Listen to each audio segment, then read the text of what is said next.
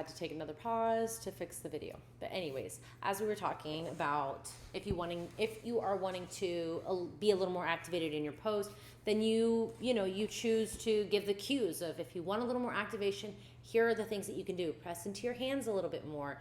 Focus on the hips being brought towards the heels. Maybe, arch your back a little bit. Whatever it is, you give these people, you give everybody these cues, and they get to choose what they want to do. So there is that. Now, widening the webbing of the fingers takes pressures off the wrist and makes the foundation for plank easier. Well, that's jumping into plank, so hold on. Okay, so we'll wrap up Balasana. I know I had an aha moment in Balasana. I guess I didn't write it down, but for me, when I was in Balasana, I witnessed that I can take my knees as wide as I want and get really deep into the pose. Now, if I bring my knees in just a tad, it changes the Balasana completely.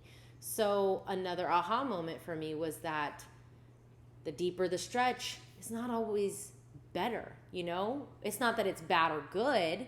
It's just it changes the energy of Balasana, literally. So, like I said, I told Leah, I'm probably going to do my Balasana with a little bit more, more straightened out knees. And that gives me a whole different feeling for Balasana. So again, that goes back to knowing that while I am watching people and their body do Balasana or whatever pose it is, it's not always going to look like my Balasana. So again, I'm going to have to practice looking at many, many different Balasanas. So I'm excited. And okay, now Balasana, then we can move on to plank. Plank. Sorry, I almost said Chakravakasana. Plank is Phalakasana. Phalakasana. That one is a good one. The webbing of the fingers. So that one really helps me because I do get pressure in the wrists a lot. So the widening of the fingers, but also I didn't get to try it that weekend. Maybe I'll do it in my demo video for demoing the asanas, but the donut holes. Leah said the donut holes, you could do the fists. That one, when I did practice it one time during the weekend, it really did feel good. So I like the variations that you can do to assist yourself in the poses. Let me get my book. Just kidding. For plank, let's see. What do I want to say? Open the page. Phalakasana. Oh, you know what? No, just kidding. It's not in our book. Just kidding. But we did go to Chaturanga, right? I think we did say that there was Chaturanga in here. And that kind of shows us the general muscles of the plank.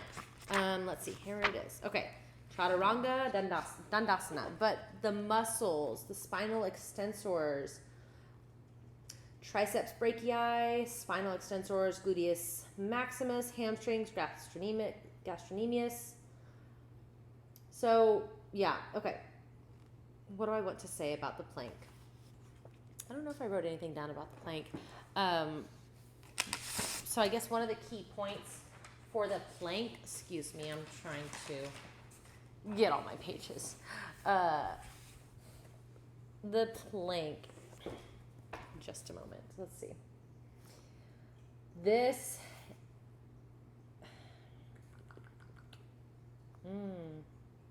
yeah, I don't think I had anything to say about the plank because we were so, I guess, practicing and getting into the physicality of it. I didn't really have any questions other than the things you could do to assist yourself in altering or assisting yourself, I guess is what I'm trying to say. That is what I really liked about it. Okay, now we can move on to Chakravakasana, sunbird. That one has many different variations. Obviously, you could just do sunbird, or you could do the one arm, one leg, or just one limb or two limb. So sunbird, all fours, tuck toes, and then lift legs. That one, I taught my son. I did my son did a little bit of yoga with me this morning, so I told him, it's like, come practice with me. I need to, help lead you into the positions. So we did that one. That one was nice. Now, what was important is that the external rotation and the internal rotation. So what I never realized I was doing was, yes, I could get my foot or my leg back up and out, and it was out there and it was doing, well, what I thought was doing what I was supposed to, but the core wasn't engaged and the navel wasn't tucked, which that's another term that I'm obsessed with every time. That's probably going to be the voice that I'm left with after YTT, is Leah saying to tuck, or to belly button to your spine or something like that. That I always